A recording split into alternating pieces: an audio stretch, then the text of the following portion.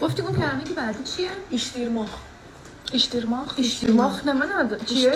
قاطی کردن یعنی یه چی رو اون گاهی یه چیزی رو به زور بدم بنوشی.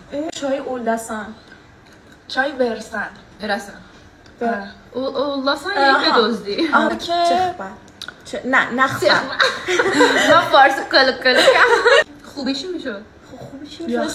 یاخچیسن سانجلاندار نمیشه. سانجلاندارندانیم چی هست؟ از اون به درد آورنده شکم ها است.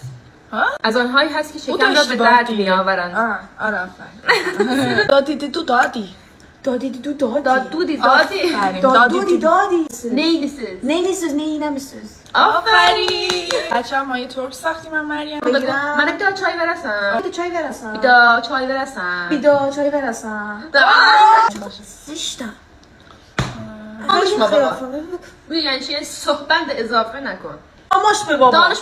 دانش به بابا اگه میخوای ابراز علاقه کنی یه حالتیه که از عاشقت هم بیشتر میگی استوردی این از عاشقت هم یه چیزی بالاتر از عشقه. عشقه. ما هیچ نداریم. استوردی ما از اعتمادش استفاده میکنیم بچه ها.